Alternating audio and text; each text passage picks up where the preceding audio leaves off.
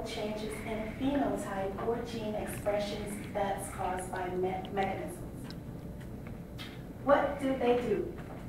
They act as the gene's on and off switches and binding controls. Tiny chemical keys fitting into chemical locks. Each such factor fits into a specific location on a strand of DNA called the binding site. Gene control is the result of the binding of transcription factors with specific sites on the gene's regulatory section. That section of the gene which contains the controls for its activities. These sites are found in molecules located within DNA. How do genetic switches operate? The basic components of genetic switches, gene regularity, proteins, and the specific DNA sequences that have protein recognized. Components operate to turn genes on and off in response to a variety of signals.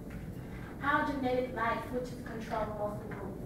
Based on recent research, light-sensitive proteins were used from a single-celled algae and a tiny LED cuff placed on the nerve. Researchers triggered the leg muscles of mice to contract in response to millisecond pulses of light. The study published in the journal Nature Medicine marks the first use of the nascent technology known as optogenics to control muscle movement. Developed by the study co-author Carl, I don't know his last name, and associate professor of bioengineering and psychiatry and behavior science of Stanford University.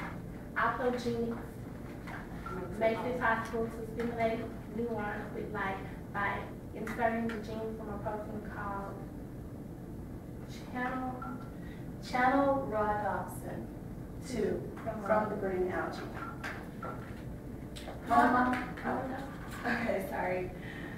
When a modified neuron is exposed to blue light, protein triggers the electrode activity in the cell that's goes from neuron to neuron. Now, the scientists were able to control neural activity